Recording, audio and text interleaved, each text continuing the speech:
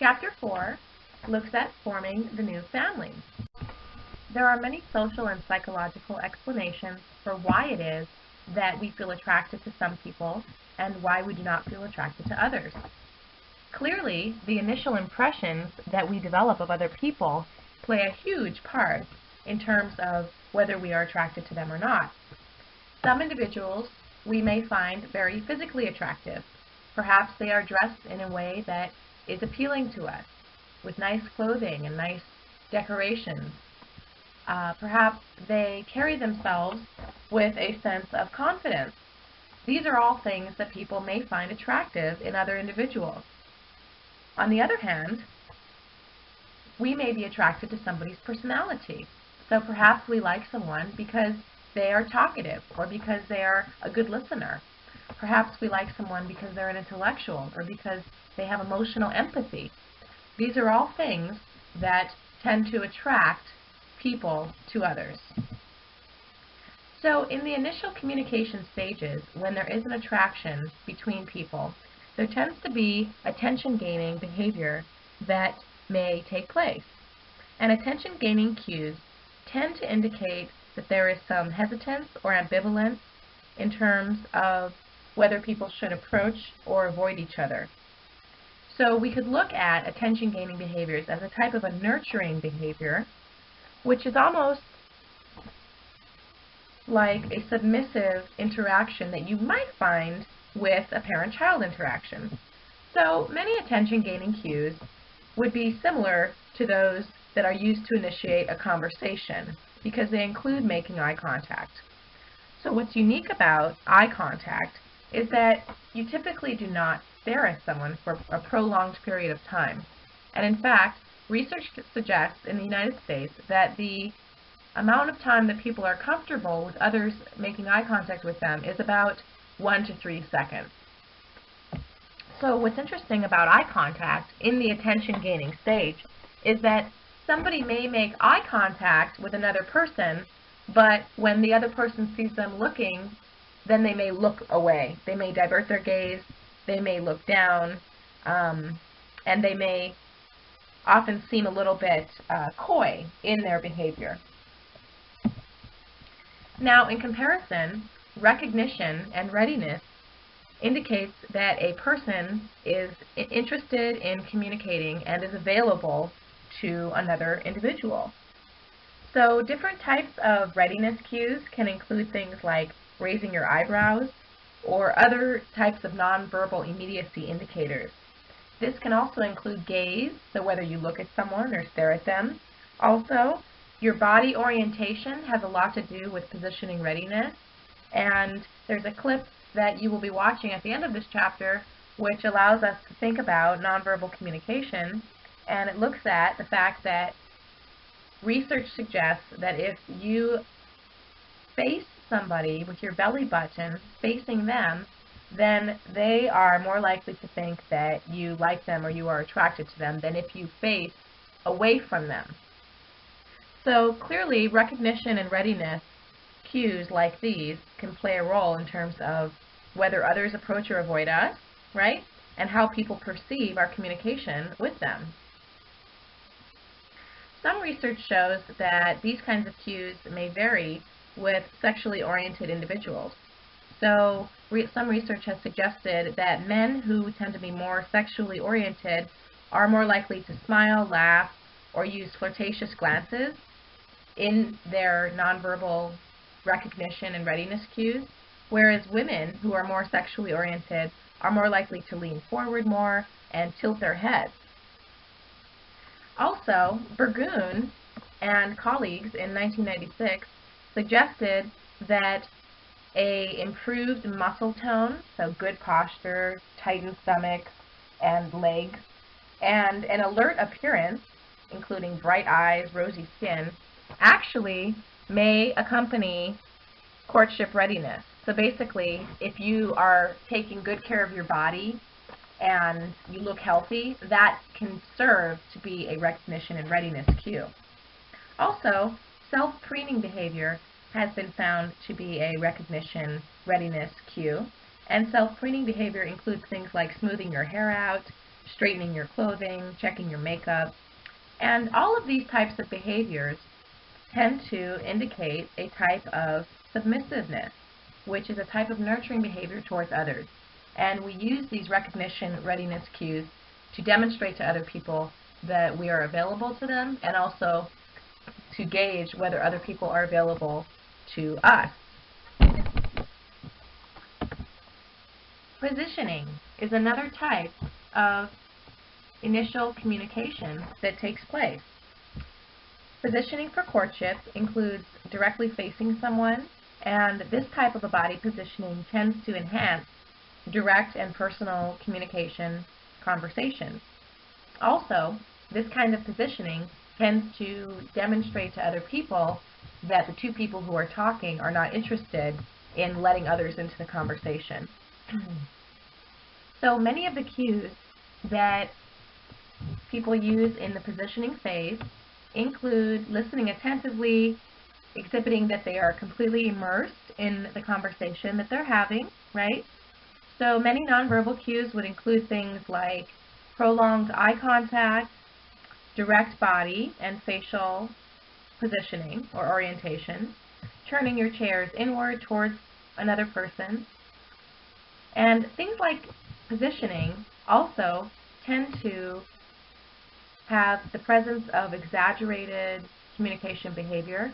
So when people are in the positioning stage, they tend to use emphatic gestures, loud laughter and talking, right? They may also evidence things like head nodding. They might do postural mirroring, where they basically try to mirror the posture or the body movements of the other person. So this is an interesting stage, and again, with this stage, as with the previous stage, we see that the submissive, nurturing communication behaviors tend to continue. Now, the final stage of courtship is resolution, and typically this includes sexual contact and copulation.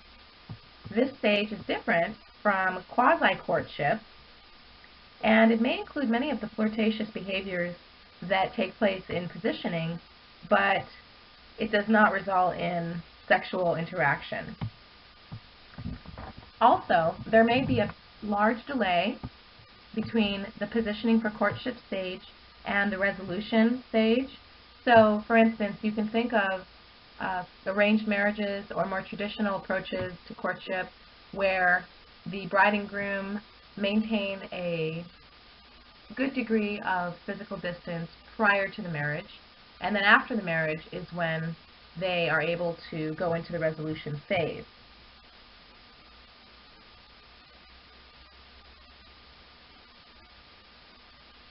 Also, it's interesting to think about the way in which online dating opportunities may influence the processes by which people develop relationships. So, for instance, your book talks about the fact that an online search on Google brought up 5,930,000 hits for dating services, nearly 6 million dating services sites. If you look at the social trends of today's busy single people, often people are putting their career first before they get married. Oftentimes, once they establish their career, they find that they're too busy or they're not integrated into their community enough to meet lots of other people in their age or group categories. So online dating provides an interesting opportunity for people to get to know each other. Now, if you or anyone you know has ever engaged in online dating, I would like you to think about how it is that people communicate these various stages in the online environment. So, for instance, in the personal interaction, attention-gaining cues may include making eye contact or looking at someone. However, in the online environment, we do not have the opportunity to make actual eye contact, so we might send somebody a wink or something like that. So it also seems interesting to think about how it is that people demonstrate recognition or readiness in the online environment. Clearly, the fact that somebody has a dating website page demonstrates that they are at some level ready for a relationship, right?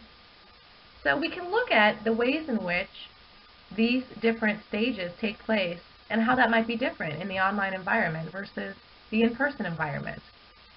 For some people who live in very different geographic locations, they may go through all three stages without even seeing each other.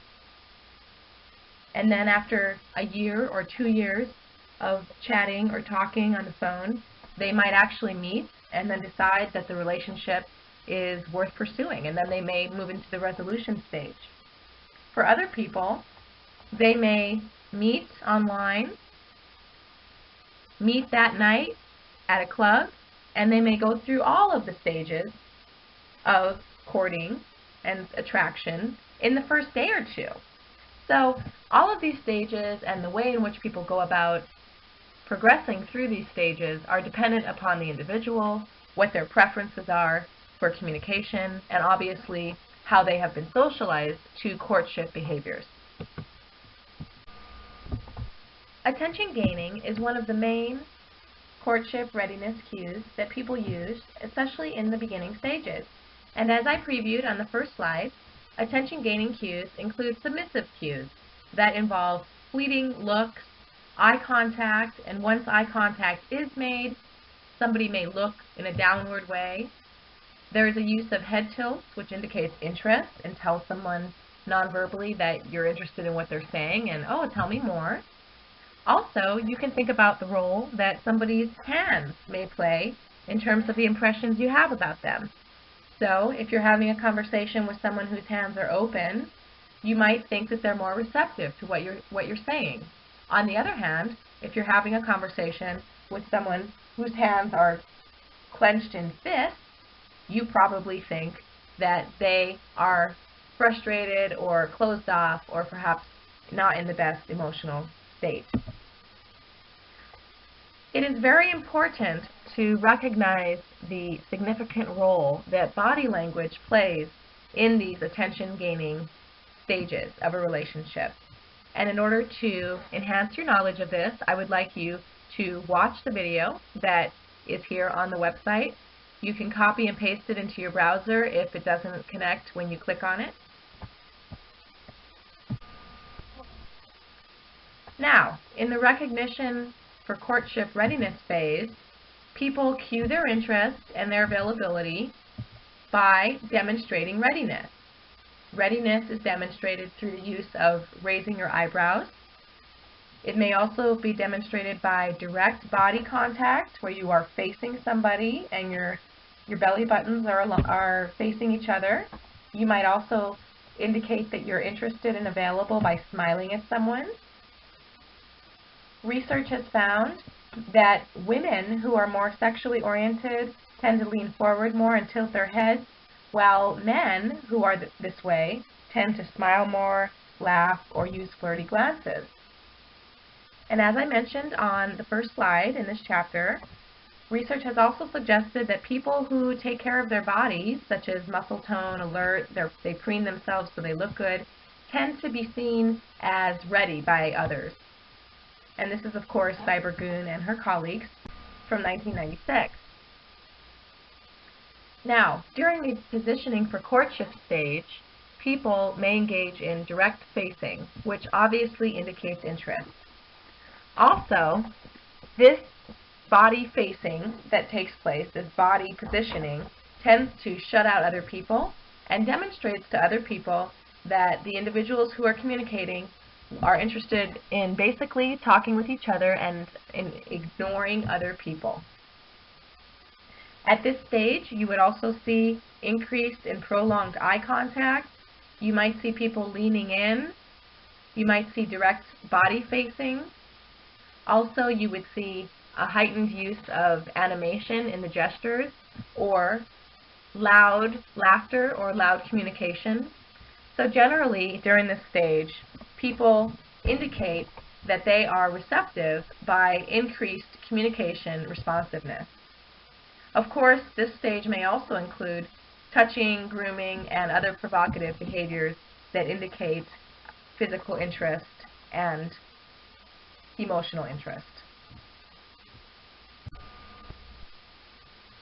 Resolution. Resolution takes place during intimacy and sexual contact, and as I said before, there may be a significant delay between positioning and the resolution phase. However, it is dependent on the specific relationship.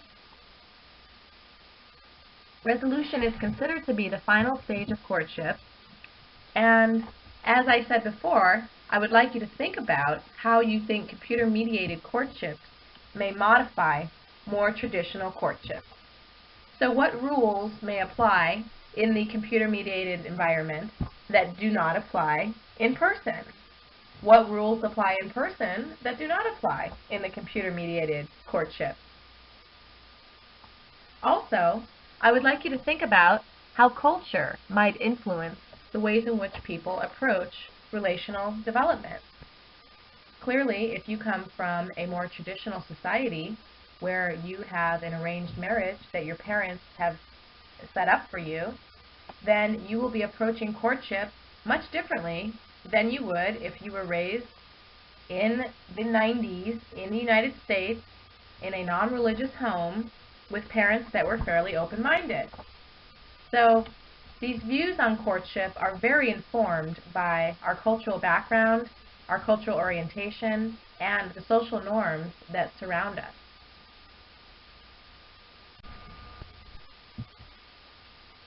So what is it that leads us to select a certain person as our mate? Well, obviously, one of these things is attraction. So attraction can be physical. Obviously, maybe somebody has the certain physical attributes that you find most attractive, and perhaps they are really nice looking in the face, perhaps they take good care of their body, and you like the way they look. Also, people tend to find others socially attractive. So, it may be that you chose your mate because they are very social and outgoing, and because they are lots of fun and they make you laugh. However, we are also attracted to other people because of similarity. Some of the similarities that we may have with other people may include things like age, cultural or racial background, geography, your major in college, your religious background, how many siblings you have, the way in which your parents raised you. There are many things that we might find we have in common with the person that we end up choosing to be with. And one thing that I find a lot when I talk with my students about how it is that they choose their partners is the idea of similar values. From what I hear, similar values tends to be very important in terms of a successful relationship. And so we can see the importance of things like similarity and values in a relationship when we look at, for instance, how it is that people think of their family. Are you a very family-oriented person, or are you more independent? Do you want to have a family someday, or would you rather save your resources and live more on a independent path? People also may find that they have similar values in terms of how it is that people spend money. Some people have a lot of debt, and they spend most of the money that they earn when they get it. Other people are very thrifty and try to save everything that they can. These kinds of values would play into whether you perceive that you're similar to someone or not. Also, proximity is a major determinant of whether you select someone as your mate. Clearly, it's very hard to get to know people if they live in another nation. However, computer-mediated communication has influenced this in that people are having more opportunities than ever before to meet others who are living in other regions of the country or other regions of the world. But generally speaking, we tend to mate and select partners who are in physical areas that are close to us. So perhaps you work in the same building as someone, or perhaps you live in the same hallway as someone, or you're from the same neighborhood as someone. These are all things that can influence who you choose to be your mate. Economic position is also something that plays a role in mate selection. Generally speaking, people like to choose mates who they perceive will be a benefit to them in terms of economics. Now, considering that men are often expected to be the resource providers, this is especially important in terms of the types of men that women tend to choose. So, what's interesting is that men who have good jobs, so they're gainfully employed, tend to have a greater likelihood that they will also be married. This is in comparison to men who do not have jobs that are that financially beneficial. Now, considering women's independence in modern day society can influence this as well. So, from a woman's perspective, if she has gone to college and educated herself and made her career a priority and she occupies a certain economic position, then it's likely that she will feel strongly about selecting a mate who is at least at an equal position as her in terms of economics. Of course, there are many marriages where the woman makes more than the man. However, generally speaking, most people try to marry in a way where they are getting an economic benefit from that union. Now, on the other hand, you can look at the way that economic position can influence other issues that might motivate attraction. So, for instance, there are many men out there who are not particularly good looking and who tend to be a little bit older, who are able to have young, beautiful brides on their arms. So I would argue that a situation like that indicates a situation where the woman is probably not very physically attracted to her mate, but because of his economic position, she is attracted to the lifestyle that the mate can provide for her. So all of these factors play a role in mate selection, and it's important for us to think about the role of attraction, physical and social, the role of similarity, the role of proximity, and of course economic position. In addition, education can also play a part in mate selection. So oftentimes I ask my students, would you consider marrying someone who had a high school education level? And now many of my students, or all of my students, given that I'm a university professor, all of my students are in college and are presumably trying to graduate with a 4-year college degree, right? So I ask my students this, and you know, it doesn't surprise you probably to hear that with many of these surveys, these informal class surveys I do, most of my students do not see themselves settling down with someone who has less than a bachelor's degree level of education. Now, if you think about education and the way in which it causes you to grow and expand your thinking and push yourself, right? And also you definitely take on very concrete skills and competencies from your education that lead into your career ability, the importance of education really must not be underestimated.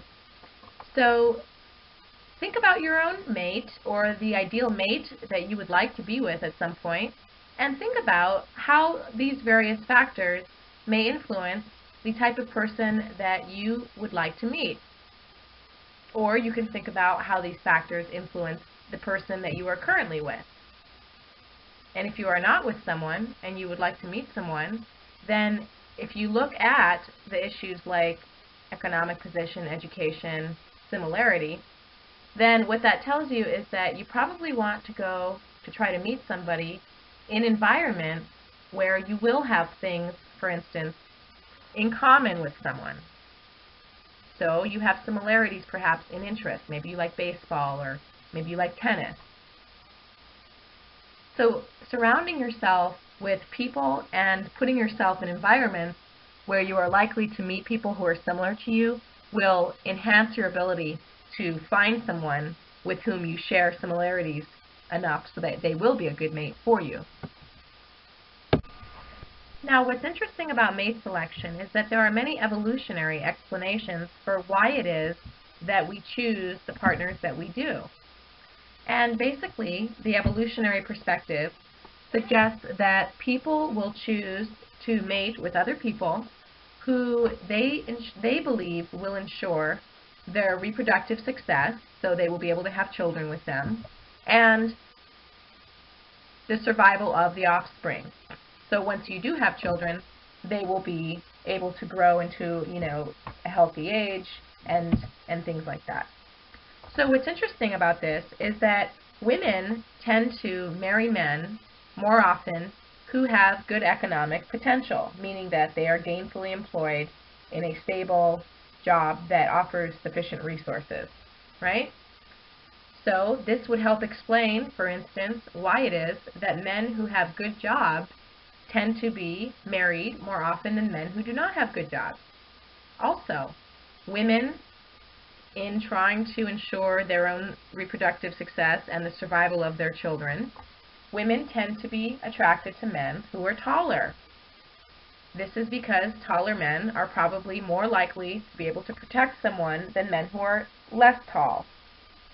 So this would help explain why it is that men who are tall tend to be married more often than men who are not.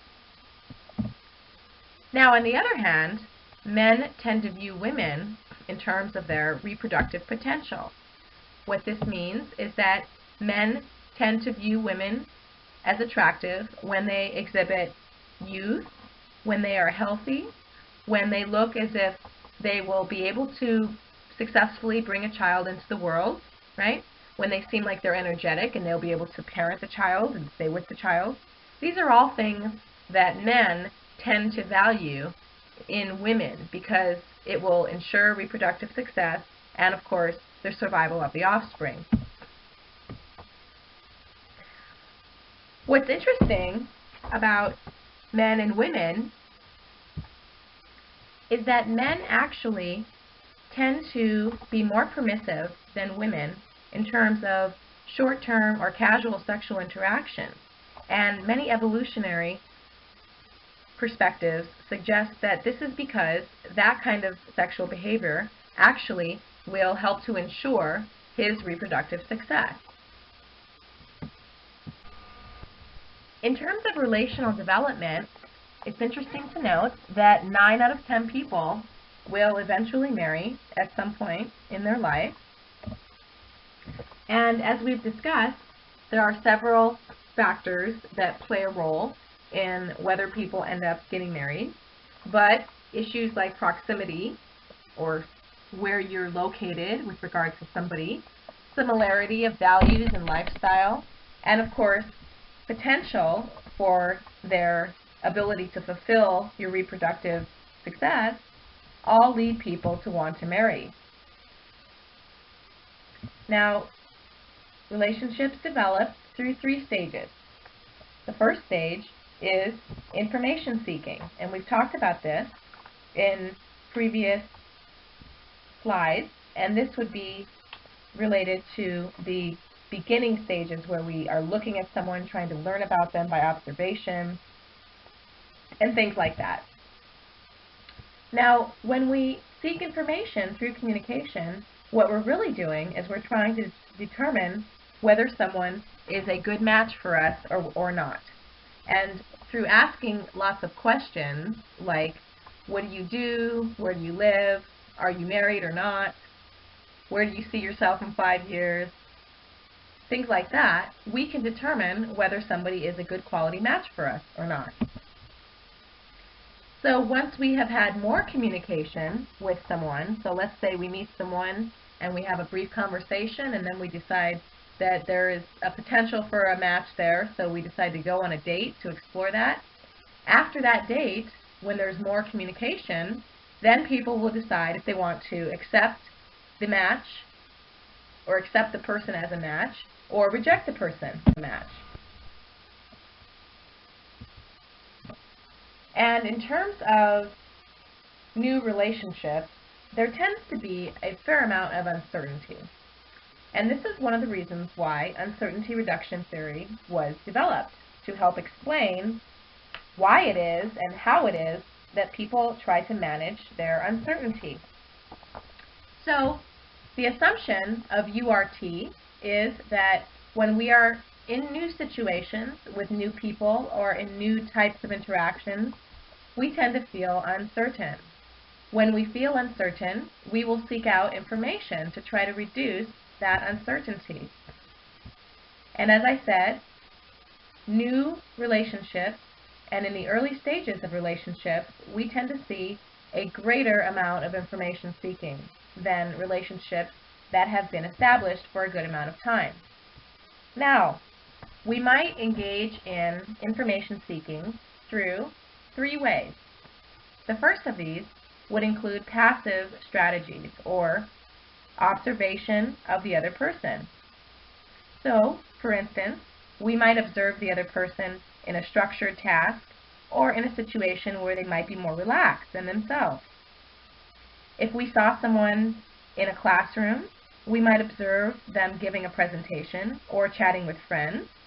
And in doing this, we are passively observing the person that we're interested in to try to get to know a little bit more about them. Now, active information seeking is directly asking other people for information about the potential mate. So, for instance, we may begin to ask the friends of the person that we like if that person is available, or what the kinds of things that person likes to do. And once we find out enough information based on these active information seeking strategies, we will decide to pursue or to not pursue the potential mate. Finally, assuming that passive and active information seeking strategies brought us information that we like about the person, and presuming that we do want to continue to pursue them, we would engage in interactive strategies. This includes directly communicating with the person, and it may actually include a type of questioning that could mimic a type of interrogation. So, tell me about yourself. What are you doing here? What are you hoping to do when you're done? Things like that. Also, you may actually organize your activities so that you accidentally bump into the person, or you might try to set up a date to get to know them better. That would be a type of interactive strategy as well. And all of these strategies are intended to reduce your uncertainty about the other person, and they all are also intended to allow you with enough information to decide if you want to continue to pursue the person in a relationship. According to social penetration theory, relationships develop in several stages. The first of these is the orientation stage. In the orientation stage, relational partners explore a good variety of topics in terms of what they're interested in and who they are, and this is so that they can gauge whether it's a good match. So, for instance, you might talk a lot about demographic information, like your background and where you're from and what you hope to do, but there's not a lot of depth of conversation in the orientation stage. It tends to be fairly superficial conversations, and partners tend to share information that is fairly value neutral so that they can gain more knowledge about the attitudes and beliefs of the other person. This is a stage where you would not share things that might be considered risky in terms of disclosure. So in the orientation stage, you would definitely probably not share any kind of past trauma or major relational problems you've had or anything like that. And in fact, people that violate the expectations for the orientation stage may be perceived by the other person as awkward or strange, and that may actually influence the other person's decision to continue to pursue the relationship or not. So it's important when you're first meeting someone to be conscious of the different stages that relationships progress through so that we can try to adapt our communication behaviors so that we're better able to get to know someone over time. In the second stage, we are undergoing exploratory affective information seeking. And basically, this takes place when individuals have assessed someone in terms of a potential mate, and they feel as if the person is a safe bet or somebody that they do see themselves being with. So at this stage, you would be much more likely to share risky information about different experiences, about attitudes, emotions, or beliefs. And this is basically the stage where we start to learn whether somebody will continue to accept us even when we share information with them, which could potentially be very risky. So, assuming that things go well in the exploratory affective stage, then folks might move into the affective exchange stage. This is where there is a great deal of depth in terms of sharing about people's loves, their desires, their fears, things they want in life. There is much more trust that develops in this stage because at this point people have reached a type of stability in their relationship where they believe that the other person will not leave the relationship. A lot of research supports the relationship between intimacy and greater sharing of evaluations, direct criticism, and open conflict. So, although you have more sharing in this stage, and although you have the perception that the partner will not leave the relationship in this stage, there's also more of a sharing of negative emotions or thoughts because of the fact that you do think that the person is a stable part of the relationship. And then finally, stability develops because individuals believe that they have a good amount of information about a breadth and a depth on topics. So basically, they believe that they know a lot about the person and they know enough about those issues with regards to the person to make a safe choice. And at this point, people begin actually to disclose less information because they already possess a good amount of information about the other person. So we can see how information sharing tends to correspond with each of these stages, with the first stage beginning with less information sharing and just more of a superficial discussion, and going through exploratory affective and affective exchange, ending up in the stability phase where, again, people tend to talk a lot less about issues that are very deep because they already know much of the information.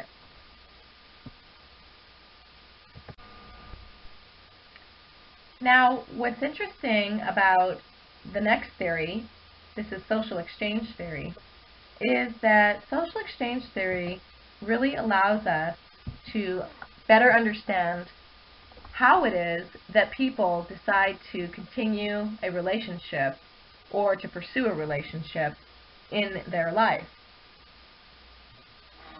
Basically, the theory suggests that when people are evaluating others, they will tend to weigh the costs that they have with regards to being with that person and the rewards that they get from being with that person. So rewards might be internal in terms of how you feel about the person. Perhaps they make you feel really good, and perhaps you love them and you feel a sense of peace and happiness when you're with them. Rewards might also be external. Perhaps this is a person who is financially gainful, or they have a very good job, and so they're able to take you out to nice places. That could be a type of an external reward. However, we also look at costs, and costs may include losses, that we might experience because of the relationship. So for instance, many of you who are in a full-time permanent relationship know that relationships take a lot of time. It takes time to develop a relationship. It takes time to work out the issues that inherently happen in most relationships. And so time can be seen as a type of relational cost. Also, some people may see money as a relational cost. So, for many of the folks out there who are paying a lot of money to go dating, dating someone may be a type of expense. And obviously that would be a type of financial cost. So basically what social exchange theory suggests is that we have our comparison level and a comparison level of alternative. In this situation, if we were trying to decide whether we wanted to stay in a relationship or whether we wanted to terminate it, what this theory suggests we would do is we would look at what we currently have in terms of costs and rewards, and we would compare that with any alternatives that we might have.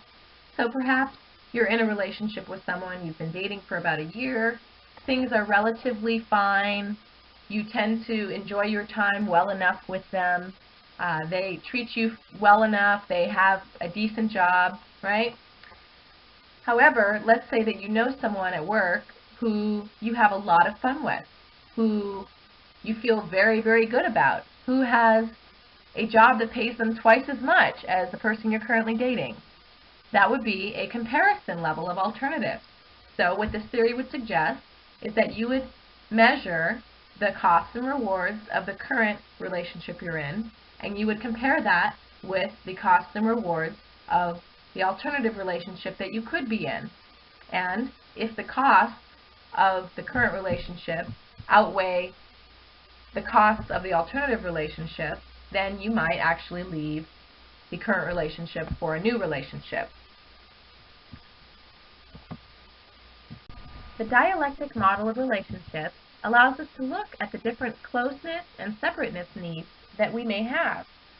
Also, it allows us to understand how relationships may change over time. For instance, in most situations, people have a need to be an individual. However, relationships require that you be interdependent with your partner. So, each of these needs are important to the health of the relationship and to the happiness of the people who are in it. However, oftentimes people may not discuss these kinds of needs. I encourage all of you to have an open discussion with your partner or with your future partner about some of your needs for individualism and interdependence, or needs for autonomy and intimacy. Sometimes people have different needs for autonomy. So perhaps you are a very autonomous person. You like to go where you want to go and do things that are important to you. You don't like to have to check in or discuss things with another person. On the other hand, your partner may have much lower autonomy needs, and perhaps they have much more of a need for intimacy and for closeness. So these different kinds of needs in relationships really should be discussed, and I encourage you all to become aware of what your own needs are so that you can discuss how your needs compare to that of your partner.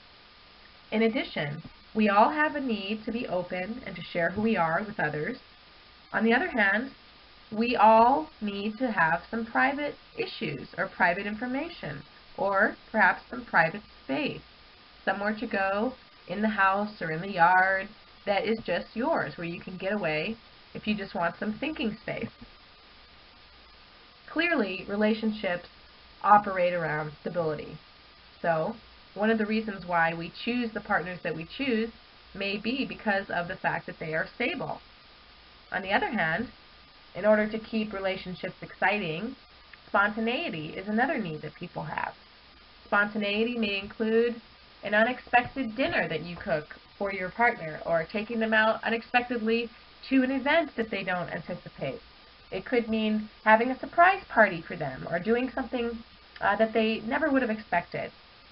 So clearly, relationships need to have stability in order to be healthy.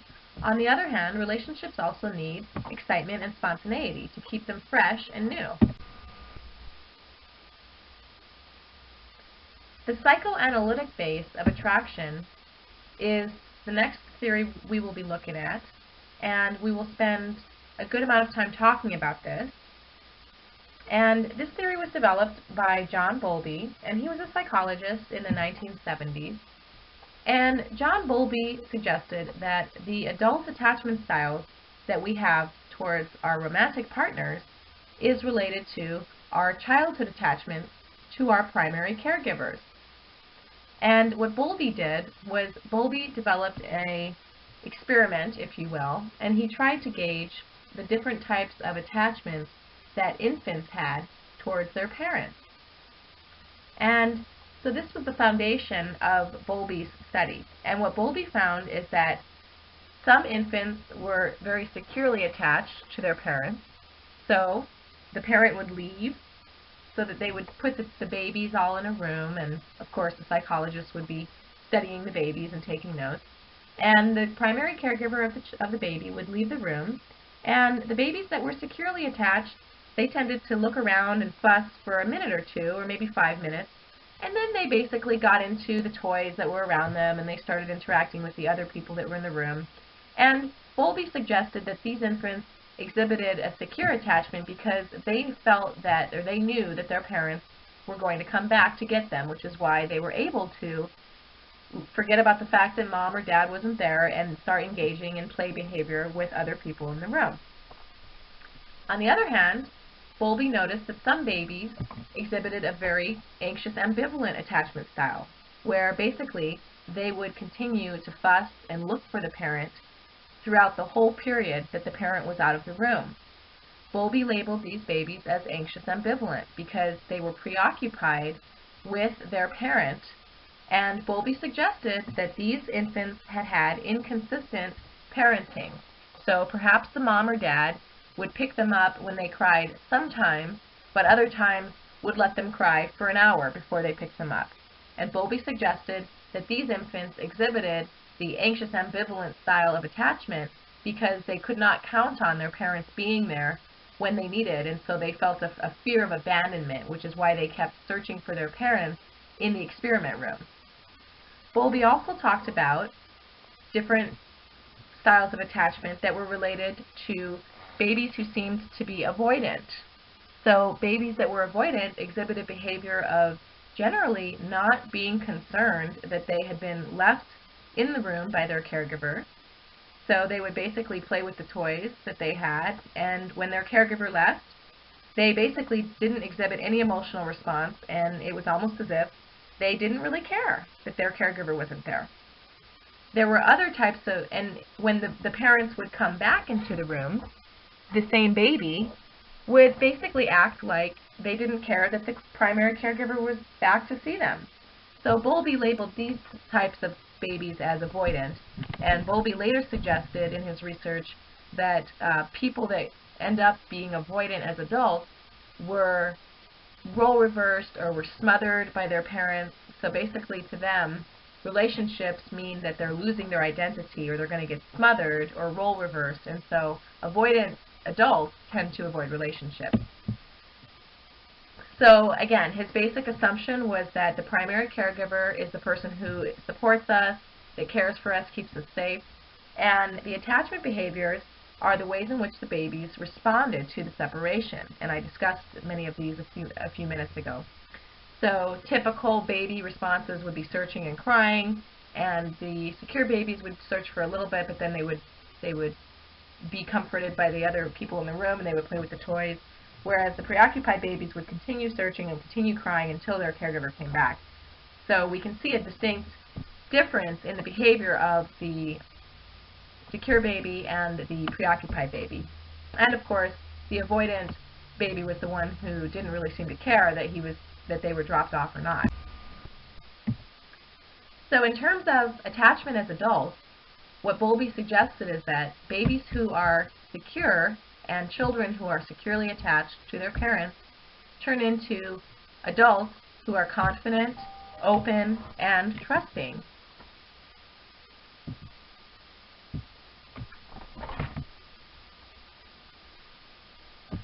So the secure people had a caregiver that was reliable, and they turned into adults that viewed relationships with confidence and that are securely attached to their partners. So if you have a relationship with someone who's secure, it means that they trust you, that they're not afraid of abandonment, that they feel that they're worthy of love, and that people are worthy of trust. On the other hand, the anxious ambivalent babies, according to Bowlby, turned into adults who were insecurely attached. What this means is that they are in their relationship with their romantic partner and they are constantly afraid of abandonment because they had inconsistent parenting when they were young. So in terms of relational behaviors, what this means is that people who are anxious ambivalent tend to feel fairly insecure about the relationship. They tend to feel insecure about their partner in terms of being trustworthy. They tend to have a high fear of abandonment. So these are the people that you know who are fairly jealous or insecure. These are the people who you know who have to constantly be on the phone with their romantic partner or constantly texting them or constantly with them. And if they're not with their partner, these are the people that need to know where their partner is at all times. So the anxious ambivalent turned into adults that have a lot more challenges in terms of having a successful relationship. On the other hand, the avoidance, according to Bowlby, turned into adults that were very independent, fairly detached, and Bowlby suggested that this was because they were role reversed or smothered by their primary caregiver. So the avoidants oftentimes were put in positions that they should not have been put in as children. So perhaps they had to care for all of their younger siblings.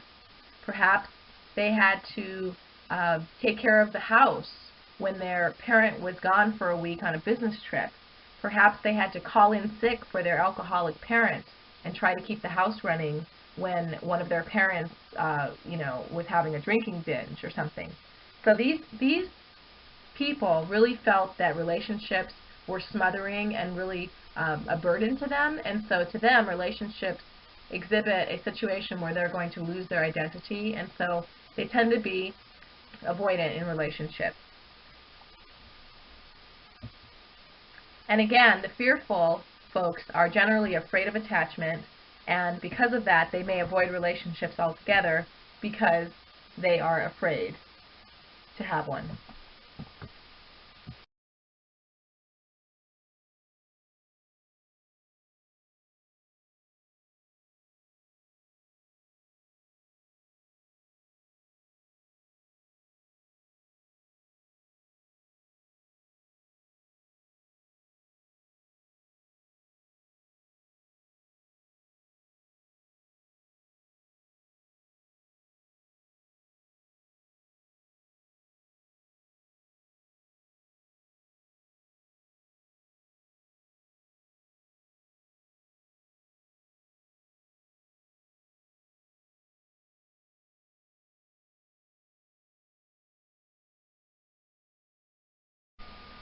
In terms of the inner working model that we're discussing, Bowlby suggested that each of these attachment styles have specific views of the self and of others. So the secures tend to have a very favorable view of themselves, and they have a favorable view of other people. What this means is that they enter into relationships with a positive view of themselves and a positive view of other people, which of course makes it easier for them to develop long-lasting, loving relationships. However, the anxious ambivalents tend to have a negative view of the self and a positive view of other people. So, anxious ambivalents tend to have a lower or decreased evaluation of who they are, but they might put their partner on more of a pedestal and may have very favorable feelings about their partner. So clearly you can see how the negative view of self that the anxious ambivalent has influences their insecurity and their fear of abandonment in the relationship. The avoidant, on the other hand, has a very positive view of the self, but they have a negative view of other people. So this allows you to understand why it is that the avoidant may just choose to stay out of relationships altogether. because they view themselves very positively, and they probably enjoy being with themselves and doing things on their own. However, they're very distrustful and suspicious of other people, which makes them more likely to avoid relationships than to approach them. Now, the fearful people tend to have a negative view of self and a negative view of others. So they perhaps have low self-esteem, they don't think highly of themselves, but they also believe that other people are not to be trusted either. So you can see how the avoidant and the fearful have a particularly difficult time in terms of getting themselves to want to participate in a loving, long-term romantic relationship. Now at this stage, I would like each of you to discuss or to think about what type of attachment style you think you have, and think back on your parenting. You can also think back on any kind of major events that took place in your life that you think may have influenced your attachment style. For example, in many situations, a person may be securely attached until there is a loss of a parent in the household. So for instance, perhaps you were very securely attached, and then perhaps one of your parents died when you were 15 years old. That experience can actually shift your attachment style so that you become more anxious ambivalent, because basically in that situation you would have been abandoned by one of your primary caregivers. So we can see how any kind of major events or major traumatic experiences in our lives can influence the type of attachment style that we go into relationships with. Also, if you have been a secure person and then you end up dating someone or marrying someone who ends up cheating on you and demonstrating that people are not trustworthy, then you might actually turn from a secure prior to the marriage to an anxious ambivalent.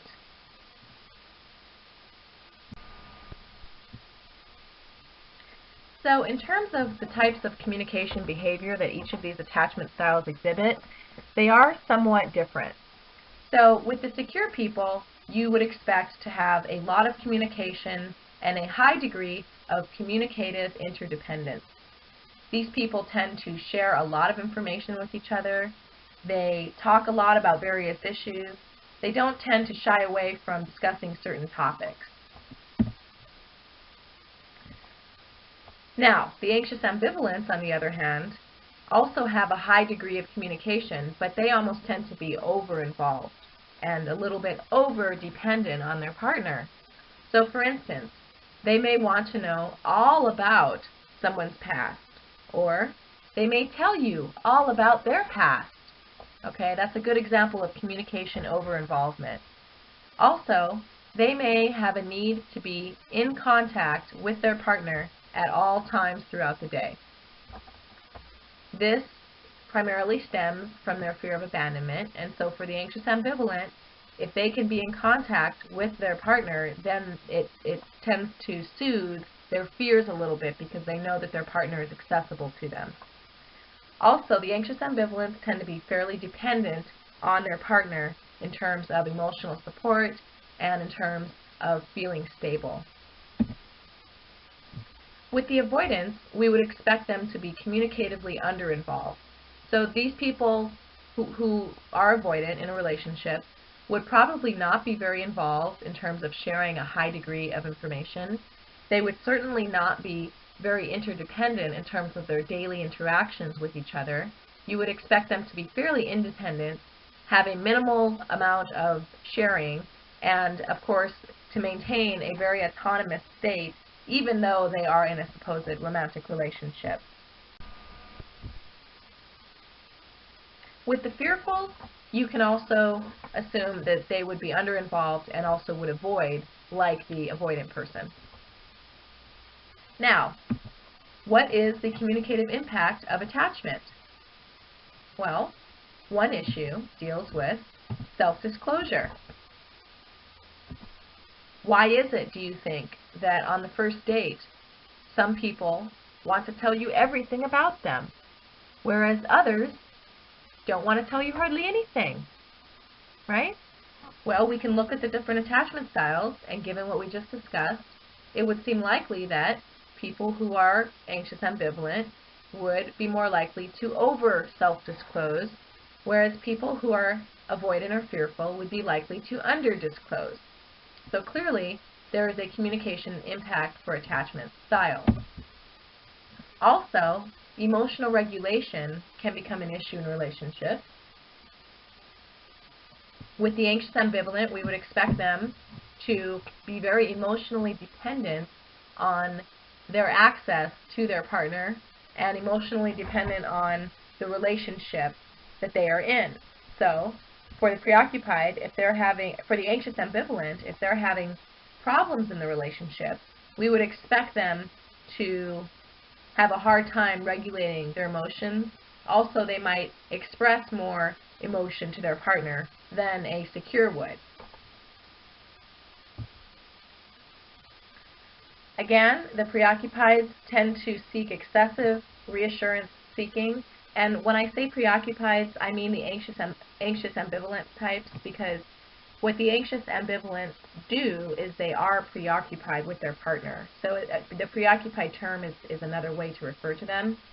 So with the anxious ambivalent preoccupied, you would expect excessive reassurance seeking, excessive communication, a lot of nonverbal involvement. So when you see people at the mall or at the park and they are all over each other, basically like they're always touching, they're always holding each other, that illustrates a high degree of nonverbal involvement, which is suggestive of a type of anxious ambivalent style of communication or relationships.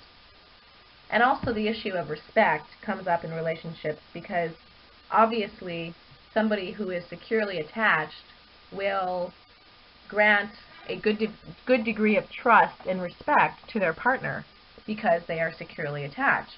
However, somebody who is anxious ambivalent or preoccupied might have a difficult time granting their partner that trust, not because the partner is not trustworthy, but because their personal issues prevent them from trusting anyone completely. On the other hand, you could look at people who are avoidant, and you could look at how their under-involvement in the relationship could be seen as a sign of disrespect. So these are all communication impacts of the various attachment styles that we may find ourselves dealing with. And I encourage you to go inward and assess what type of style you find yourself gravitating towards, and ask yourself, is this the style that you want to stay with? Would you like to make any changes? Because there is a lot that people can do in terms of changing attachment style based upon doing counseling. You can do a lot of self-work and self-talk. There are lots of strategies that you can draw from to try to take on a different, more securely attached attachment style. Emotional attachment comes from the relationship that we have with our caregiver during infanthood. However, attachment style can also be influenced by various events that may take place over the course of one's life. So, for instance, you may have an individual who grew up in an intact home, and they originally were very securely attached to their primary caregiver. And what this means is they also probably went into their romantic relationships with secure attachments. However, an event can take place, such as a death in the family, or divorce, or perhaps somebody has parents that are emotionally unavailable for a period because of perhaps a crisis that they are going through. These are all scenarios where people, children, can learn to feel that their primary caregiver is not consistent. And so a person who was previously secure may go through a death in the family where they lose a parent that was extremely close to them, and they may indeed become insecurely attached, preoccupied, or dismissive avoidant because of the fact that they lost somebody in their life that was very important to them. What's also very interesting about attachment style is that research suggests that the partner with whom you are with will influence your attachment style. So think back on previous relationships that you may have had. Clearly, individuals have their own style of dealing with relational issues, and it's possible that certain types of combinations can lead to more success in relationships than others. For example, when you have two secure people together, you would expect that both people would feel a high degree of confidence in the relationship. They would feel comfortable being in a loving relationship, and the communication would be open and fairly straightforward. This is what we would expect with two secures. However, if you pair, for instance, a secure with an anxious ambivalent, what you can have in that situation is one of two things. The secure person, because they have a good model of a primary relationship, may actually model to the anxious ambivalent person the right way to have a relationship. And the secure person may be able to deal with the anxious ambivalent in a way where they are able to demonstrate to the anxious ambivalent that they are solid, they are reliable, they will be there, right? So in some cases, secure people can actually turn anxious ambivalent people to more of a secure style.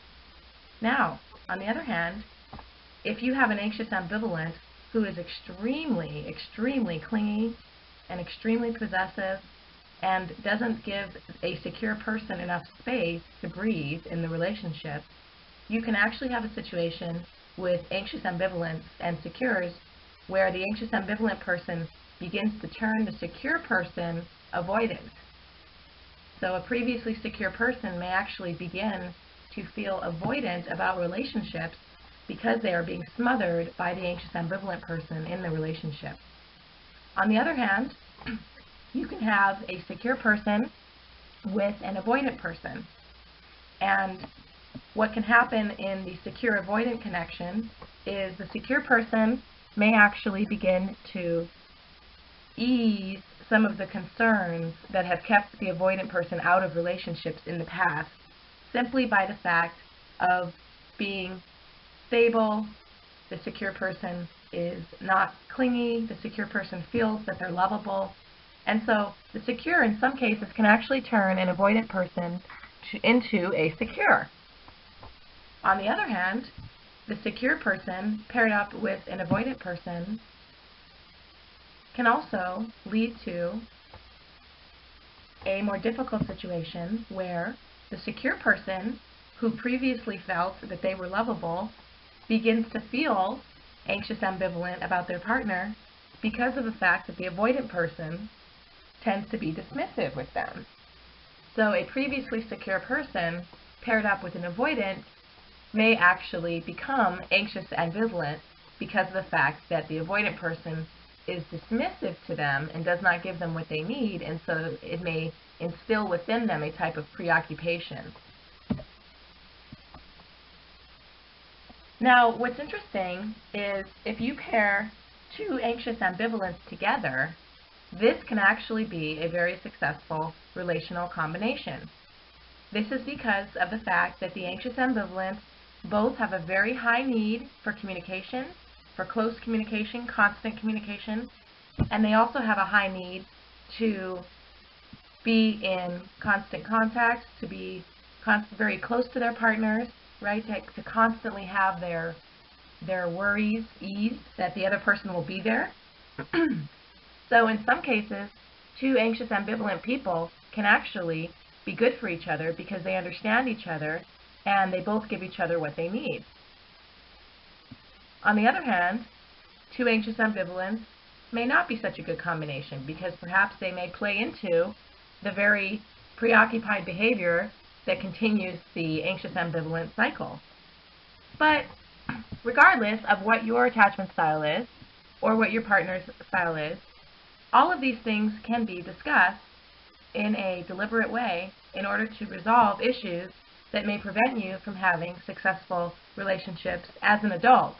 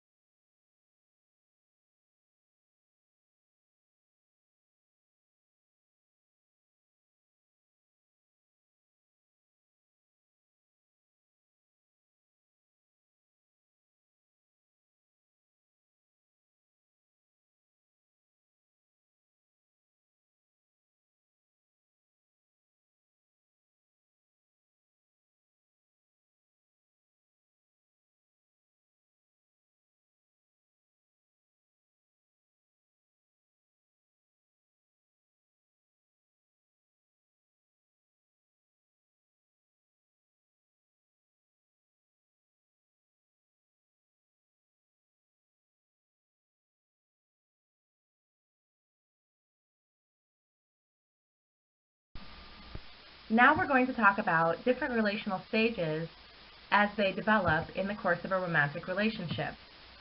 To begin with, people tend to embark upon casual dating, and this is where they tend to see each other around. Perhaps they meet for coffee every once in a while. This may also include phrases or terms that I hear from my students nowadays about people hooking up or hanging out or seeing someone, okay?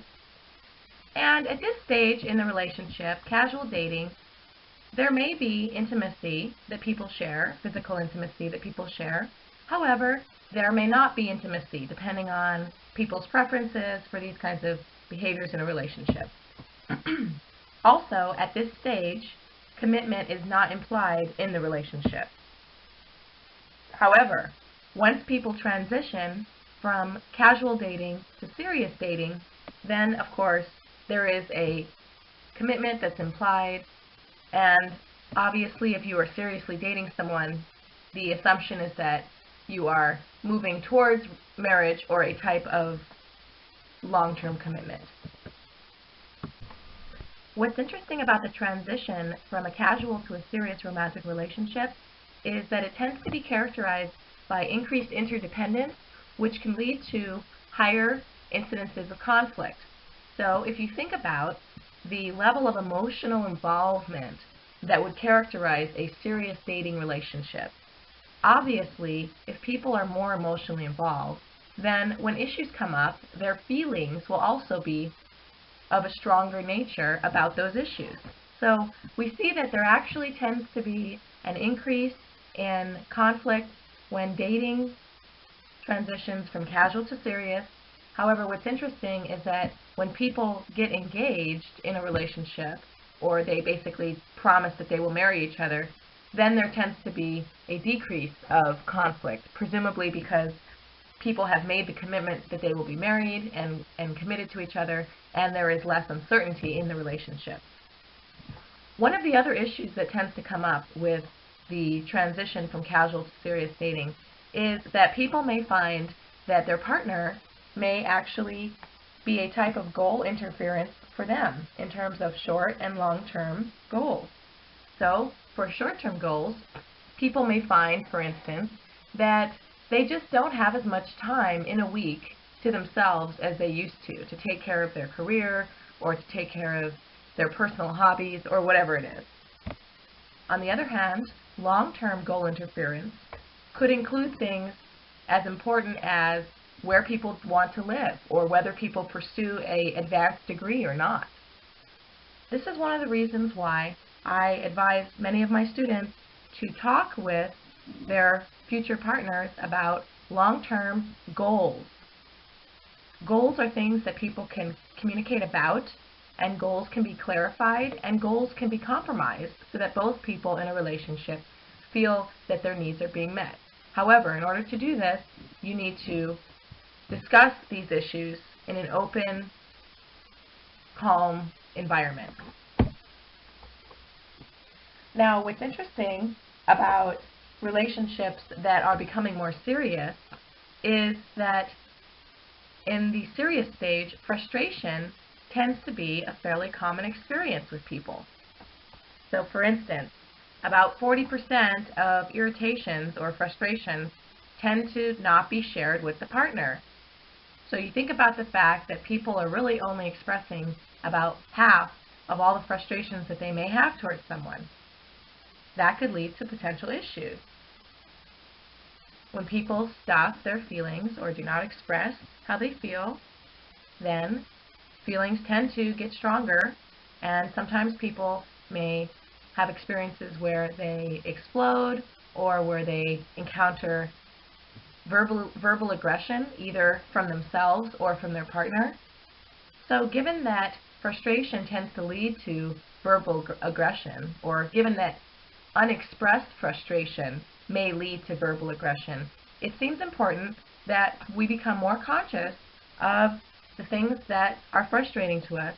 And if we notice that there is a habit in the relationship with types of frustrations, then we can set up a time to sit down calmly with our partner and discuss some of these issues so that we can try to work out a way to interact so that these frustrations do not detract from the quality of the relationship or enter into verbal aggression or, of course, physical aggression. Also, there tends to be a high degree of uncertainty about the relationship when people transition from casual to serious. Obviously, if people are interested in being in a serious relationship, there is going to be emotional intimacy and emotional commitment. So, as I discussed before, if you have higher degrees of emotion towards a person, then you are probably also more likely to care about whether the relationship makes it or whether they stay loyal to you. And so these kinds of uncertainties can spring up when people move to the serious stage of the relationship. And because of the fact that emotions are running high, or at least higher than they were in the beginning, there may be some uncertainty about the relationship. People might feel jealous or insecure. But what's important to point out about this stage is that these are all things that people can communicate about. So if you find that you're in the stage of a relationship that's beginning to get serious and you're beginning to find that there's some uncertainty in the relationship, sit down with your partner. Have a calm conversation about your feelings, their feelings, how your feelings are similar or different. If you can get to a point where you really understand where your partner is coming from, that is a big step towards reducing uncertainty that you may have about the relationship. Also, these things tend to creep up at various points in some marriages, and so generally it's always good to have an open perspective about being willing and able to discuss these issues as they develop.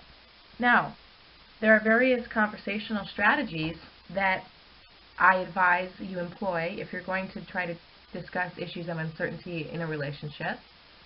One of these is clearly you want to have the ideas thought out before you bring up the topic. This is so that you can make sure that the conversation stays focused. Try to keep the discussion to one topic at a time. Do not allow the conversation to discuss 4 or 5 different topics that are related. If you decide that you need to talk about another topic, then you can designate a time later to talk about that topic. You want to do your best to remain calm when having these conversations. The importance of staying calm in relationships and in relational discussions cannot be overemphasized. If you begin to feel as if you are getting upset, or if you begin to feel as if your partner is getting upset, then I advise that you have a timeout. A timeout is where you can take space from the conversation for an agreed upon period, whether it's 10 minutes, an hour, a day, so that both people can get back to a more calm emotional place so that you can discuss the issue effectively. When you are talking about the issue, make sure that you use I language. So you might say things like, when these kinds of situations take place, I feel this. Or, when this happens, I find myself feeling this way. You want to refrain from using blame language or the you language. So, you make me feel this way, or you always do this and it makes me feel X. You don't want to be doing blaming or name calling or any kind of attacking behavior, because that will obviously make your partner defensive and they will not be able to have a calm conversation about the relationship. Now, if you find over time that you have a difficult time discussing relational issues with your partner or with your family, then what I suggest is that you go and get some counseling to help you. There are many people who are professionals that are trained in relational mediation or relational discussions. So you could go to a psychologist, you could go to a church official, you could go to someone in the community who has a leadership position or who has a position where they counsel people, such as perhaps a professor or a teacher or someone like that.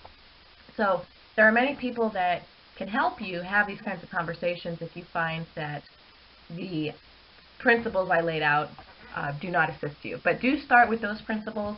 Again, you can always look in the textbook, or you can look online for more tips on how to have calm conversations about the relationship, or how to have calm, productive conversations with your partner. And this is a skill that really goes a long way in terms of relational stability and stability in the home, because if you can develop the skill to discuss issues that are difficult in a calm way and in a rational way, and if you can develop the skill of compromise with your partner, then you can work out many issues that may come up in a relationship in the future and also in a family if you end up having a family. As I stated before, when people move from a casual to a serious relationship, there tends to be more conflict and more expression of negative emotion. This is related to a variety of things. However, much of it is based on the fact that people have a more heightened emotional involvement in the relationship, so they just care more about issues when they come up. So the serious dating phase without the engagement is a stage in itself of the courtship phase. However, when people move from serious dating to an actual official engagement, things tend to change. So for instance, there is increased stability in the relationship. There is a reduction of feelings of insecurity and jealousy. Presumably, at this stage, people begin to notice or realize that they are in a situation that is fairly stable because people are talking about marriage. Obviously, you don't commit to marry someone if you are not very serious about them, or hopefully most people would not do that. So we tend to find that upon engagement, there is an increase in stability, there is a decrease in conflict. Cohabitation is another type of phase, as I said, the commitment to marry. However, not everybody cohabitates before they get married, but about half of all marriages and in the individual with whom they are involved at some point. A majority of people under 40 have cohabitated with a romantic partner at one point, and there are various perspectives on what cohabitation really means. So, for some people, cohabitation reflects a type of marriage situation. The people who live together feel as if they are completely committed to each other. They feel as if they have a lifetime commitment, and for many people that cohabitate, they view the relationship as a type of marriage arrangement. On the other hand, many of you may know others who have used cohabitation as a stage in the courtship. So, for some people, they view living together as a natural progression between going from being single to going to married. And, of course, there is another perspective on cohabitation, that it is basically the same as the single life. And so you are just basically living with someone, and perhaps you are roommates, or you have a friends with benefits scenario set up, but it does not imply that there is a commitment or a lifetime commitment to the person that you are living with.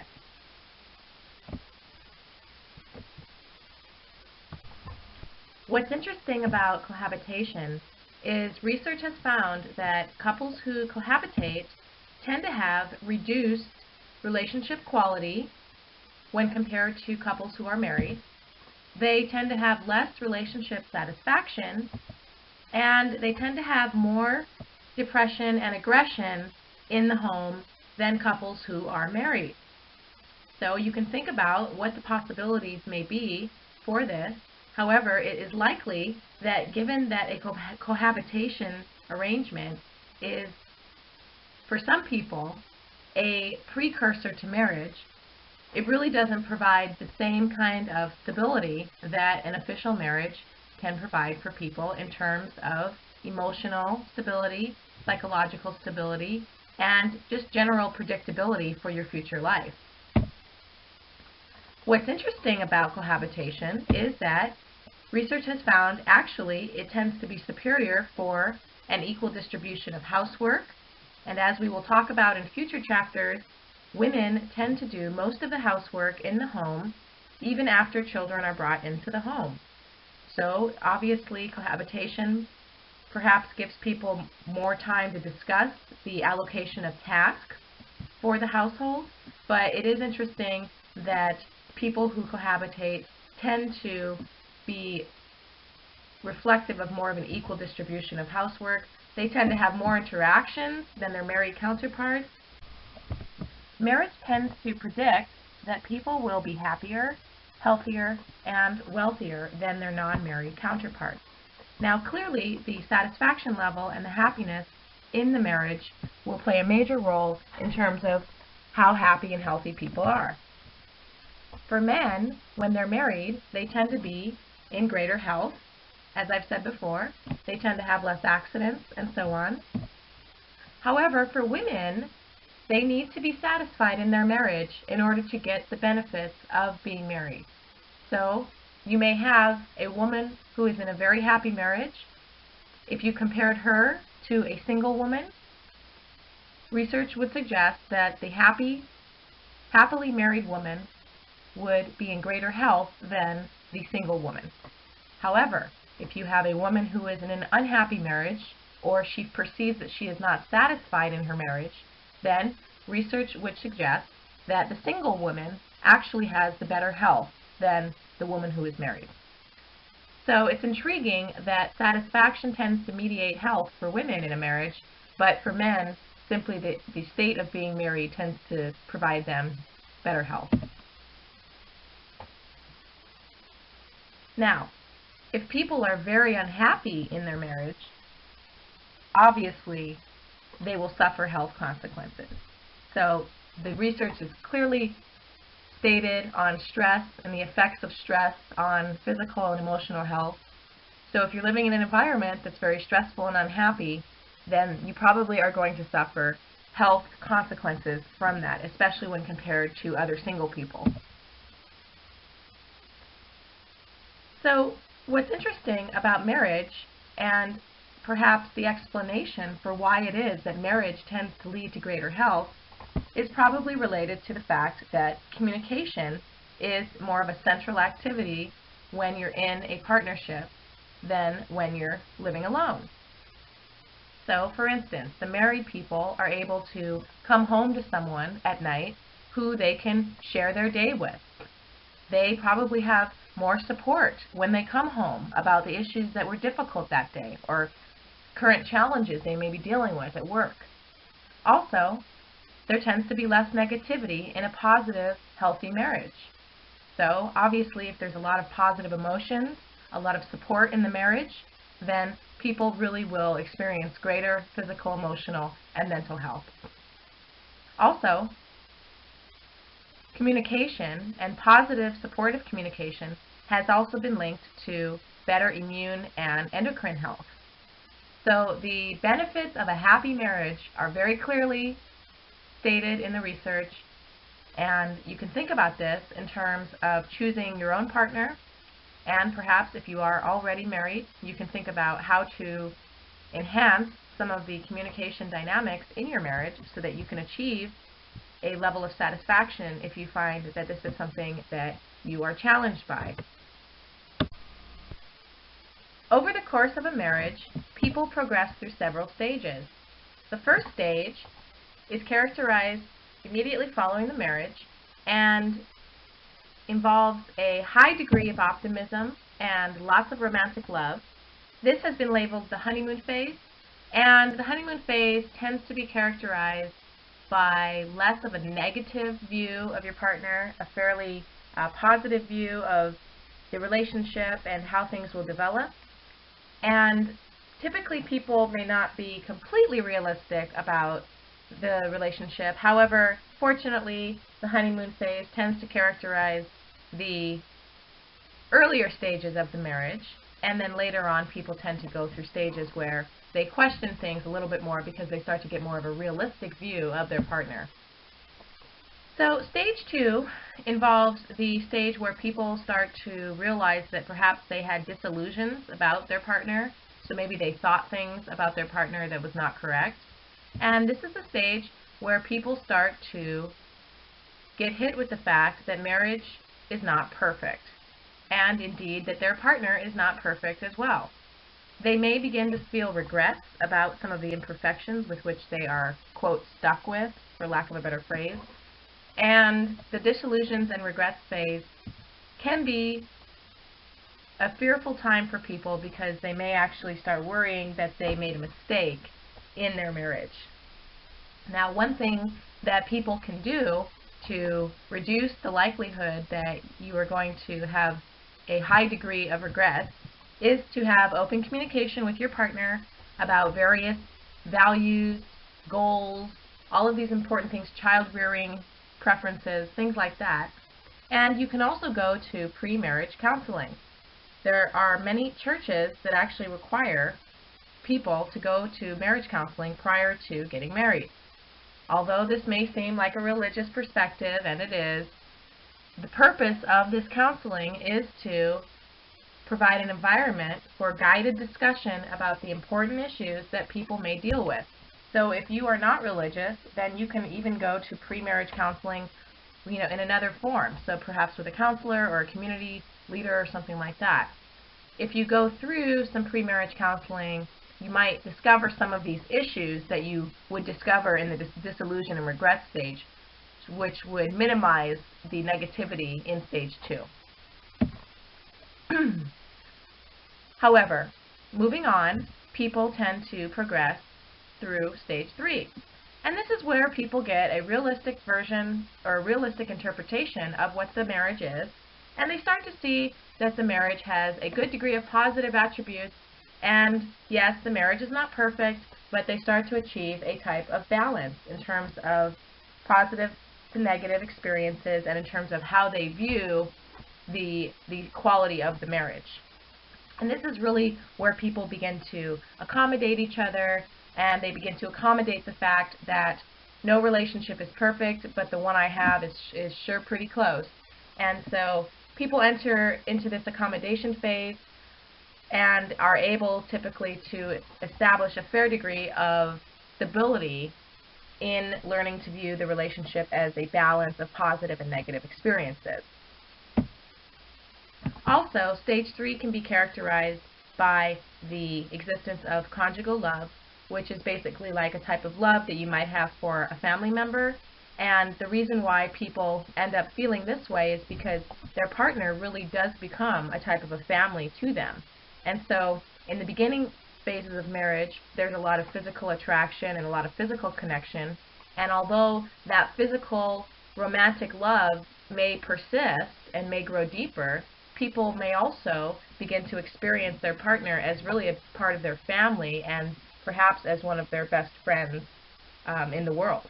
And so if you are looking at someone as your best friend, I mean, granted, you're going to have that physical connection too, but it becomes a much, much deeper type of a relationship that is characterized by high stability and commitment.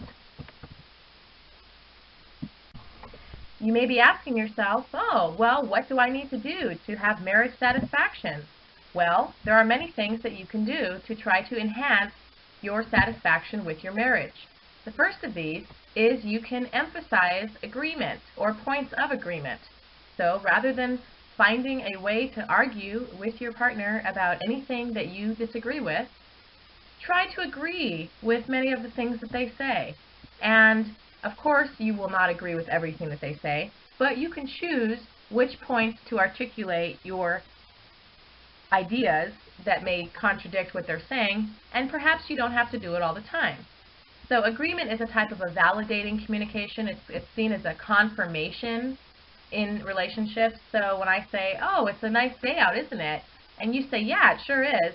That's a type of a confirmation that you're giving me that what I said is true, that you care about me enough to respond to what I said. And so when we agree with our partners, we really boost them up. And so this is a gift that you can give your partner in terms of allowing them to express ideas in an environment where they don't have to defend them all the time. And you may find that if you exhibit more agreement behavior to your partner, that they actually start to exhibit the same kind of behavior towards you.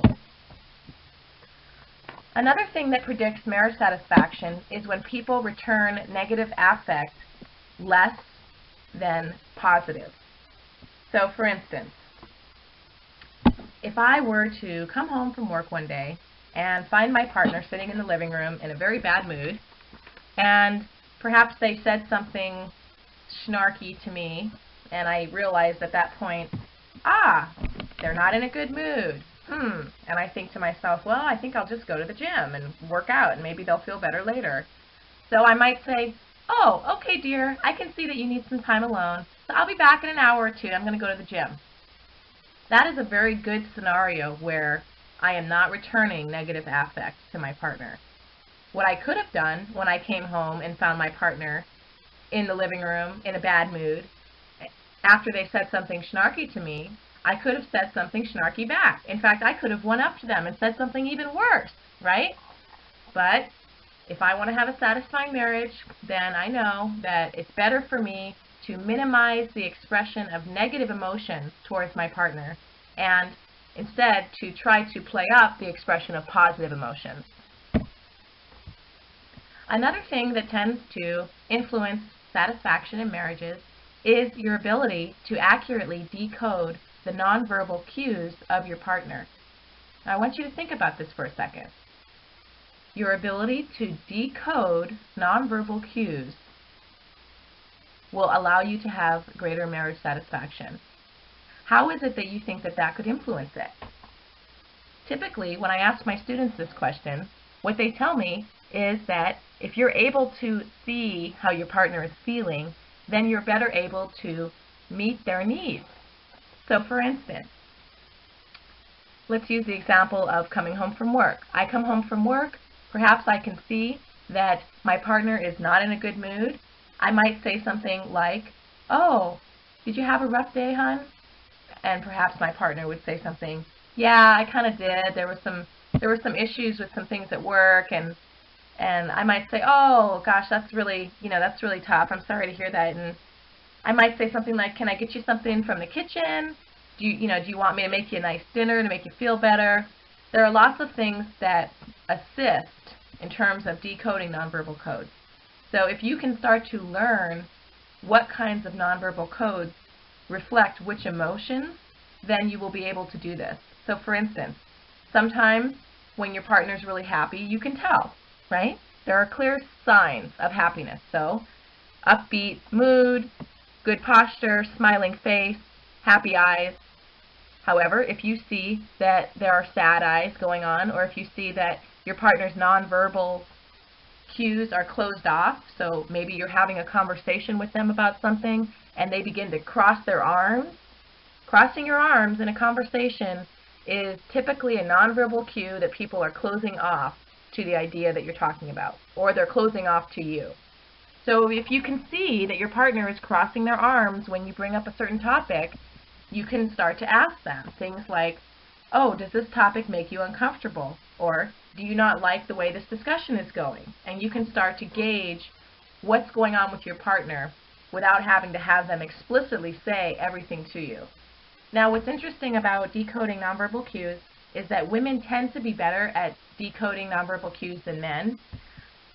However, men can also learn to be very good nonverbal decoders, and I encourage each of you to start to assess how good you are at gauging what people are feeling based on their body, based on their face, based on their body movement, and things like that. And you might be surprised what you discover. The other thing that tends to predict satisfying marriages is that people tend to make positive attributions for behavior. So for instance, when I send my partner to the store and my partner remembers to get everything on the list, I can say something like, wow, I have such an attentive partner. They care so much about, things that I want for, in order to make a great dinner tonight. They're really committed to making sure that, I have everything I need in the kitchen to make this great meal that we're going to have with our company that's going to come over, our friends. Now, another way to say that, or another way to explain my partner getting everything on the list would be, well, I gave them a list. I mean, it would have been impossible for them not to get everything because it was all written there anyway, right? So that's a good example of how the attributions that we make for our partner's behavior influence our satisfaction level. Another example of attributions would be if your partner was running late or something. So you're sitting there, they're supposed to pick you up, you're going to a show perhaps, and they're 10 minutes late, they finally show up, and during that time, you're thinking to yourself, oh gosh, I really hope that they didn't lose track of time and forget about our date. Or you could be thinking something like, oh boy, I'm sure that my partner is stuck in traffic because usually they're on time. So these are all different ways that we can make attributions for people's behavior. So if you are assuming that your partner is late because of traffic, right, that's making an attribution that is not minimizing or reducing the quality of your partner's intentions. However, if you say that your partner is just late because they're working late and they don't care, then that's obviously a negative attribution for their behavior, and that will influence over time how satisfied people feel in the marriage. Communication. I cannot emphasize enough the importance of open, honest, and respectful communication with your partner. If you have the ability to communicate about difficult topics with your partner in an effective way, you can work through almost anything in a marriage. So obviously, if you demonstrate positive communication towards your partner, they will be more satisfied and you will be more satisfied. So what does positive communication look like? Well, positive communication is pointing out the good things that you see rather than the bad things. And research has found that people tend to have a negativity bias. What a negativity bias is the tendency to look at the negative in a situation rather than the positive. And so we definitely carry these tendencies into our interpersonal relationships. So positive communication would be saying things like, oh, good job on dinner tonight, honey. It tastes really good. Or, I really like the way you did the garden, or how you did the gardening in the back. Or, well, thanks for being so supportive about this issue at work. It really means a lot to have you here. Or, gosh, I really love to see how you're interacting with the kids. You're doing such a good job and they're really responding to you. Or, you're such a good mom. You're such a good dad. I mean, there are so many ways that we can provide positive communication feedback to our partners. And so I would like to encourage each of you to think about how much positive communication you actually engage in your relationship with your partner, and think about how much positive communication you could engage in. And try to push yourself to be a little more positive in the future and see how that works out for you in your relationship. Also, one thing that influences marriage satisfaction is debriefing at the end of the day. So, the age-old conversation that married couples have goes something like this. Hi dear, how was your day? Oh, pretty good. How was yours? Right? And of course, following that little exchange, there is a conversation that takes place about, what happened at the job, who was working well today, who was not working well, what happened with the kids, what are some challenges we're dealing with, right? And so it's very intriguing that this simple process of debriefing at the end of the day tends to keep people connected in a way that it allows for greater satisfaction. So I encourage you to think about all of these types of behaviors and how you might weave some of these behaviors into your current marriage situation or your current relationship situation. And if you're not involved, then think about how you can strive to include these behaviors into your family communication interactions. Because if you start training yourself to be more positive or to be more agreeable, things like that, then those behaviors will carry with you or carry into your interpersonal relationship later on. So you can start working on these behaviors now, even if you're not involved with someone. There are many behaviors that also lead to dissatisfying relationships. So one of these tends to be interruption. Interruption in a conversation is a very disruptive habit. A lot of times people don't even realize that they have the habit of interrupting. And on the receiving end, it's very difficult for the speaker who gets interrupted because they're not able to express a complete idea, and they may end up feeling as if their ideas or their thoughts are not important to the person who interrupts them. Oftentimes, people who interrupt have a problem with really listening. So for instance, if I'm listening to what my partner is saying and I feel the need to interrupt, what that demonstrates is that I have already processed what they said, or I think I've processed what they said, and I've basically concluded with what I need to say back. So, if I'm thinking about what I need to say back, clearly I'm not being a very open listener and staying in the moment with my partner who is trying to tell me something. So, again, I encourage you to start to assess whether you interrupt people, when you do it, and try to become more conscious of stopping it. Interruption can also be a very negative behavior in professional environments. Typically, in professional environments, the expectation is that people will discuss things in a collegial way.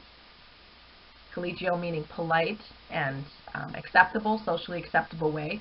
However, interruption is a type of a negative conversation tendency that can stifle a conversation and also can lead people to make certain conclusions about you because of the fact that you interrupt all the time.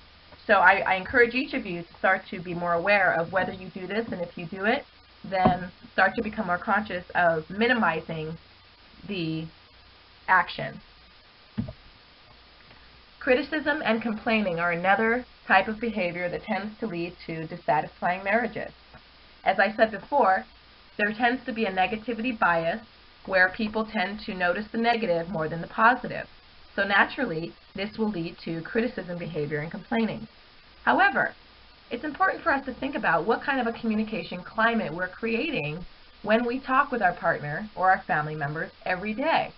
If I'm constantly complaining about my job, or I'm constantly complaining about the weather, or I'm constantly criticizing other people I know, or going through all the problems in my life, or the problems in my future, or whatever issues I might be dealing with, generally speaking, I'm not going to be someone that people really want to be around. And if they are around me, they're not going to enjoy their time very much being around me because I'm a fairly negative person. Now, in real life, I actually try to be a very positive person, but I'm trying to use myself as an example so that we can start to understand what these behaviors look like. So, I encourage each of you to start to promote more positive communication and start to reduce your complaining and criticism tendencies. People who are less satisfied in their marriages also tend to disclose less or share less about their personal feelings, about their experiences in life, and in general they just talk less with their partners. So there tends to be probably less open communication, less honest communication. Perhaps they may have secrets that they keep from their partners. Perhaps their partners may feel that there are secrets being kept. Clearly, these kinds of scenarios lead to dissatisfaction. On the other hand, it's important to point out that you don't want to tell your partner every single thing that you have ever experienced in your whole life. Sometimes my students ask me in my family comm or in my interpersonal communication classes, they say, well, Professor Marlowe, what kinds of things do you have an obligation to share with your partner, with your romantic partner, right? Some people think that you should tell your current partner every single thing that you've ever done in your life, every secret that you have about yourself, anything that's negative, so that they know exactly what they're getting into. So that is one camp of thought. On the other hand, other people think that it's better to disclose issues that are relevant to your partner. So, for instance, if you went through a challenging period at one point in your life and you had some various issues that you dealt with that you currently have resolved, and it doesn't involve your partner, you can ask yourself, well, is this something that I really need to share about? What am I going to gain from sharing about this? If it's a gain of having greater understanding about who you are, then perhaps it's worth sharing. However, if you're feeling the need to disclose all of your secrets or problems, then it may be that you're trying to establish whether they still love you or whether they are still with you even after they know everything. But generally speaking, the things you have an obligation to disclose are things that could influence the health or the well-being of your partner. And if these things happened in the past and their current conditions, like if you have a disease or if you had an illness in the past and you are currently still dealing with it and you will be dealing with it, obviously you should disclose something like that. However, if you went through a challenging period as a teenager and you had some friends that were a negative influence on you, and do you really need to disclose all of that? Likewise, do you need to disclose all of your relational history? Do you have to tell your partner all the people that you've been with and how you've been with them and what the problems were? It might be good to mention some of the major issues you had so that your partner can understand you and understand what you've been through, but I do not recommend that my students disclose every little thing about their past partner to their current partner. It does not make your current partner feel good to have to hear about someone that you've been with before, and in some cases it can actually do more hurt than help. So I encourage all of you to think about how you disclose in your relationship. Obviously, you don't want to be closed off and secretive, but on the other hand, you don't want to become someone who discloses so much that people just are wondering why you're telling them all of that. For journal number 4, another type of behavior that predicts dissatisfaction is negative relationship, or you can for analyze instance, your present romantic when you have a relationship. problem with your partner, I would like you to you discuss what attracted sit down you to this and person offer and why. productive, How did realistic your strategies for relationship dealing with progress it, in terms or of the do you specific just stages offer that a we negative discussed solution in like, this chapter? well, let's just call Make off the sure whole that you use vacation if we specifics can't agree, to or illustrate let's how just not go to the progress park through if the we various can't agree on what to stages. eat for a picnic. What Right? kinds of communication That would be a type of a strengths negative did you solution, experience calling with off the things person? because you can't And agree, what kinds of or communication walking out of the challenges house, did or you walking out of experience the with this person? relationship because you can't agree. Again, use Clearly, specifics. negative solutions And do finally, not enhance I would the like you quality to of a discuss relationship. what did you learn from this So, relationship in general, about people communication who are dissatisfied and tend to relationships? communicate more negatively to their partners. This is one of the reasons why